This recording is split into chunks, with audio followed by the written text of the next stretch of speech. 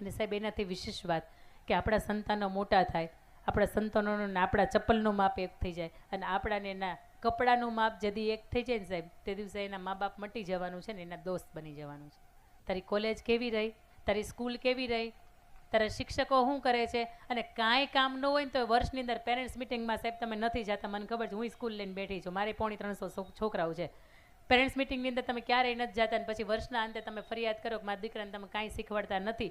વર્ષના અંત સુધીમાં દીકરીનું 7મું 8મું કે 9મું ધોરણ આવે કે દીકરાનું 8મું કે 9મું ધોરણ આવે ને સાહેબ, એક વખત ત્યાં જઈને પૂછજો એને, એ રેગ્યુલર આવે છે ને, કોઈ ચિંતા નથી, એના ફરિયાદ કોઈ નથી, એનું વર્તન કેવું છે. બાપ તરીકે જેથી તમે દીકરાનું પૂછવા જાઓ અને જેથી મા તરીકે તમે દીકરીનું પૂછવા જાય ને સાહેબ, તે દિવસે મા બાપ તરીકે આપણે આપણી રોલ પણ ફરજ એની અંદર અદા કરી કહેવાય. અને આપણાને એના ચપ્પલનું કપડાનું માપ એક થઈ જાય ને તે દિવસે એને દોસ્ત બનાવ્યા. કારણ કે આ બધી જેનજી જનરેશન છે, આ બધી ટિકટોકની જનરેશન છે. અને તમે એનું એને ગમે એટલું ટક કરીએ ને તો એને મગજની અંદર નહીં ઉતરે અને તમે એનું એને ખરાબ લાગીએ.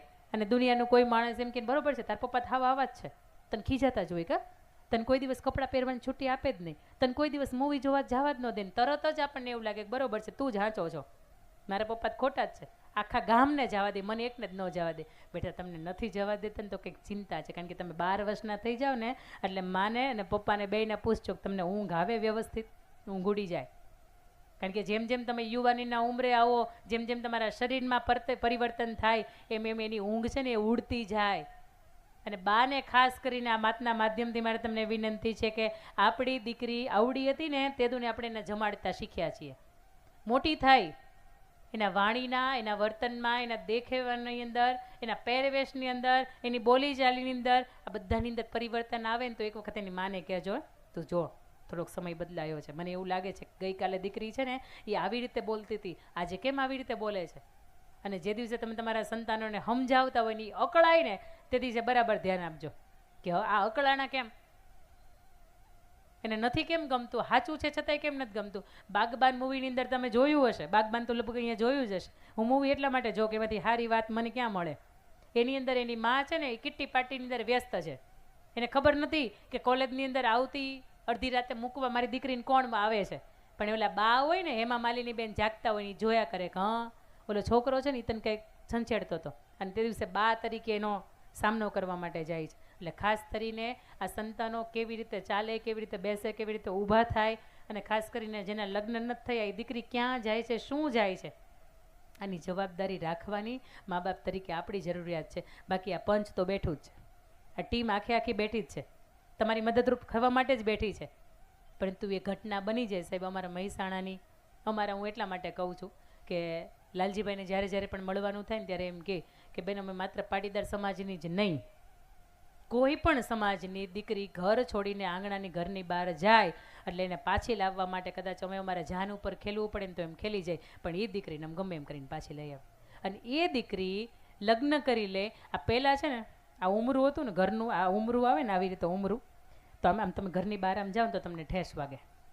એટલા માટે કે ઉમરું તમને પૂછતું ક્યાં જાશ, જ્યાં જાશ એ બરોબર જ છે ને, ઠેકાણું જ બરોબર છે ને, અને ત્યાં જાશ ત્યાં ઘરને બધાને ખબર છે કે નહીં.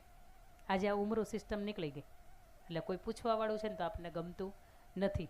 પણ ભાગવદ્ ગીતા આખી એવું કે તમે કોના છો, તમે કોણ છો અને તમે ક્યાં જાઓ છો, જે જગ્યા ઉપર જાઓ છો એ જગ્યા બરોબર છે કે નહીં. આખી ભગવદ્ ગીતા ન વાંચો ને તો કાંઈ નહીં, પણ આ 3 વાત તમને ધ્યાનમાં આવે ને તો આખી ભાગવદ્ ગીતા વાંચ્યા બરોબર છે. આપણા સંતાનો જ્યારે ઘરની બહાર જાય છે ને ઘરની અંદર આવે છે ને એટલે એના ચહેરાની અંદર તમને ફેરફાર દેખાય છે. તમે ભલે CID ક્રાઇમ ઇન્ટેલિજન્સ બ્યુરોના ઇન્સ્પેક્ટર ન હોય, પણ આપણા સંતાનોના જેમ ગર્ભની અંદર હોય ને હલનચલન કરે ને તમને ખબર પડી જાય ને તો એ બહાર આવ્યા પછી હલનચલન કરે ને તો એમાંય તમને ખબર પડે. દુનિયાની અંદર ઘણા બધા એવા છે કે મનાવવા માટે, સમાધાન કરવા માટે જાય. દીકરીઓ એવું કે પાછું ગમે એ થાય નથી જવું, અને પાઘડી લાજ અહીંયા એ શર્ષક છે ને એ સાર્થક થાય છે. એના બાપુના માથા ઉપર પાઘડી હોય, કોઈની સામે ઝૂકી નથી. હા, આમ 56ની છાતીએ રહીને એણે કામ કર્યું છે. અને તે દિવસે એ દીકરીને એવું કે બેટા તને પાઘડી હું આપું છું, પાછી આવી જાય. અને તેથી એમ દીકરી એમ કે હું તમને ઓળખતી નથી સાહેબ. તો મને એમ થાય કે આની કરતાં તમે પથ્થરના તરીકે જન્મ લીધો હોત ને સારું હતું, શ્રીફળ વધેરવામાં કામ લાગત.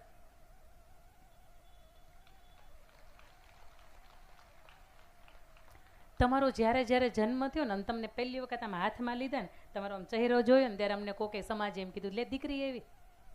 બીજી આવે ને, લે દીકરી એવી. ત્રીજી આવે ને, કેટલીને આવવું જ.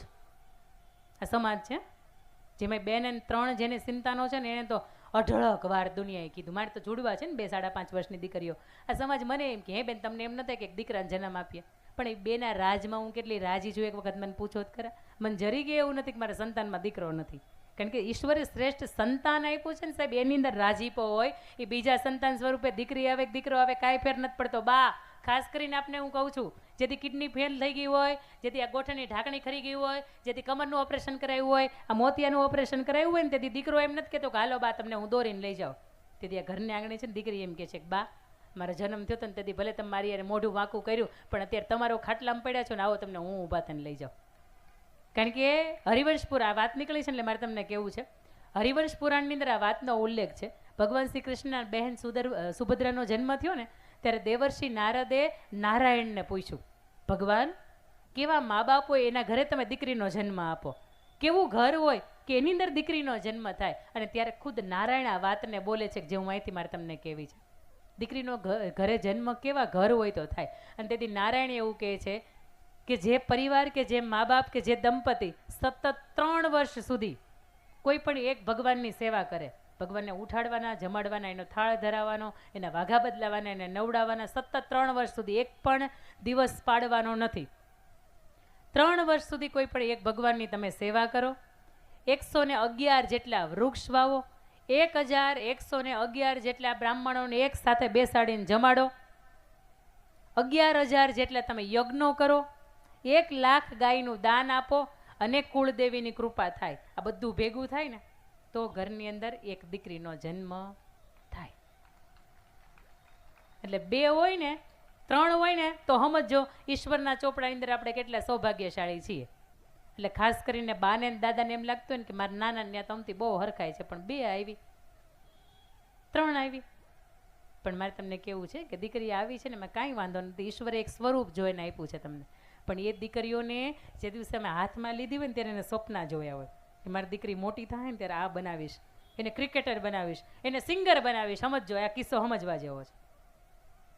સમાજ જે કે કહેવા દો ને ભાઈ, હું અડધી રાતે તું તારે કાંઈ વાંધો નહીં સ્ટેજ પ્રોગ્રામ કરતી હશે ને હું બેહાય બાજુમાં. કેટલાય મારા એવા કાર્યક્રમો છે કે જેની અંદર મારા પપ્પાએ આવે છે ને મારા પતિદેવે આવે છે. રાતના 2 વાગે ને અમને તો ભાગવદ્ ગીતામાં કલ્પેશભાઈ કચ્છ બાજુના કાર્યક્રમો હોય, અમારે ભાગવદ્ ગીતાની ઉપર રાત્રે 1-1.5 વાગે બોલવાનું હોય, કારણ કે આખી રાતના એ કાર્યક્રમો હોય. તો એની અંદર એકલું જવામાં હજી અમને એમ થાય છે કે નહીં, પરિવારને સાથે લઈને જઈએ, એટલે સાથે પતિ હોય કે પિતા હોય બેઠા હોય, કંઈ વાંધો નહીં. મારી દીકરીને એક સ્ટેજ મળે છે, એનું આર્થિક રીતે એનો બેકગ્રાઉન્ડ મજબૂત થાય છે, એને સમાજની અંદર એક લોક હૃદયની અંદર એક સ્થાન મળે છે, તો કંઈ વાંધો નહીં. સમાજ ભલે મને એમ કે દીકરીનું ધ્યાન રખાય, હો એને કલાકાર ન બનાવે, એને રાતની એકલી ન જવા દેવાય, પણ બાપ તરીકે મને ભરોસો છે. અને મારું સંતાની પાછું મને એવું કહેતું હોય કે મમ્મી પપ્પા તમે ચિંતા નહીં કરતા, હો હું આવી જ જઈશ, હમણાં જ આવી જઈશ, પાછી હમણાં જ આવી જઈશ. પછી 21 વર્ષની ઉંમર થાય અને કોઈની યાર પ્રેમ થઈ જાય, પાત્રની યારે પાત્રતા હોય ને તો ખપે, પણ સામે પાત્રની યારે પાત્રતા ન હોય ને તકલીફ સાલી ત્યાં થાય છે. સમાજ એક હોય, પરંપરા એક હોય, જ્ઞાતિ એક હોય, રિવાજ એક હોય, અને પ્રેમ થાય ને તો આ 5 વડવાઓ બેઠા ને એને એમ થાય બરોબર છે, બાપાને સમજાવીએ કે એનું ભાગ્ય લખ્યું હશે. જવા દો ને, પ્રેમ લગ્નનો મારો ક્યારેય વિરોધ નથી, ગમતા પાત્રની સાથે જિંદગી જીવવામાં ક્યારેય ના નથી. પણ આ બાજુ હું ગાતી હોય મસ્ત મજાનું, આ બાજુ ઢીંટક ઢીંટક ઢીંટક ઢીંટક તબલા વગાડતા હોય, સમજો. અને મને એની જ્યારે પ્રેમ થઈ જાય મને એમ થાય કે મને આખી દુનિયા પૂજતી હોય, આખી દુનિયા રિસ્પેક્ટ આપતી હોય. દુનિયાના કદાચ હું સ્વયંવર કરું ને તો કેટલાય છોકરા હારા હારા ઘરના કરોડોનું હાજુ હોય, 7-8 પેઢીઓની અંદર કોઈ ખાનદાનની અંદર કોઈ ખરાબી ન હોય, આવા સંતાનો મારી સામે આવતા હોય અને મને આવા હળી ગયેલાના બેફદિયા હોય એની યાર પ્રેમ થઈ જાય. અને પછી મા બાપ મારા આવે, મને ગોતવા માટે આવે, અને પછી હું મારા મા બાપને એમ કહું તમે તમારી રીતે જીવો ને હું મારી રીતે જીવું. આને દીકરી કહેવાય.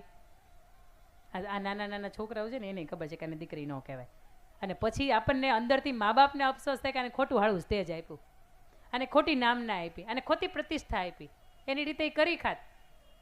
અને એવડા સંતાનો થઈ જાય ને પછી તમારે તમારી રીતે જ હાલવું હોય તો ઈશ્વરને મારે વિનંતી કરવી 2 હાથ જોડી કે તું દીકરી એ ઘરની અંદર ન આપતો. કારણ કે દીકરો તો છે ને ગમે એ કરશે ને બે ઝાપટ મૂકીને એને પાછું આપણે વાળશું ખરા, કારણ કે એ તમને મૂકીને ક્યાંય જવાનું નથી. અને એટલો એને કાબિલ બનાવજો કે 70 માગા લાઈનમાં આવે. બાકી 25 વર્ષનો થાય ને તમારે ગોતવા જવા પડે ને કે ક્યાં આને વટાવી આ નોટને, આવો નહીં બનાવતા. ભણતરથી કળા કૌશલ્યથી એકાદું કાંઈક એની અંદર લાવજો કે દુનિયાની 15-17 બાયોડેટા વેઇટિંગમાં આવે. બાકી અત્યારે 1000 દીકરા હોય ને એમાં 927 દીકરીઓ છે, એટલે બાકીના બધાને બજરંગ દળમાં જ જવાનું છે. એટલે બે હાથ જોડીને પાઘડીની લાજનો આ મૂળ હાર્દ હતો. કે હજી મારી એક વાત, ઘરની ત્રીજી દિવાલની વાત કરીએ, ચોથી દિવાલની વાત મારે તમને કરવાની બાકી રહી ગઈ છે. કેટલી કલાક થઈ ખબર છે? 2 કલાકમાં 5 મિનિટની વાર છે. આ મંચ ઉપર છું ને તમને, પણ તમને કંટાળો નહીં આવ્યો એની ખાતરી મને હૃદયની અંદર છે.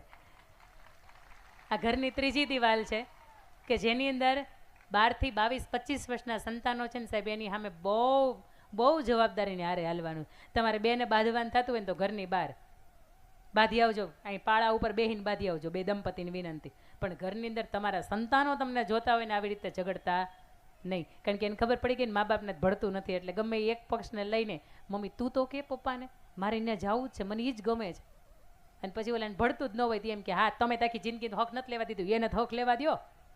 નાતી ગમે એ હાલશે, સમાજ ગમે એ હાલશે, પણ તમારા બેની અંદર બનતું હોય ને તો એ સંતાનોની અંદર તમે કંઈક ઉજાળી શકો. અને સંતાનોને ખાસ કરીને બે હાથ જોડીને વિનંતી કે તમે જમવા માટે માત્ર નથી આવ્યા.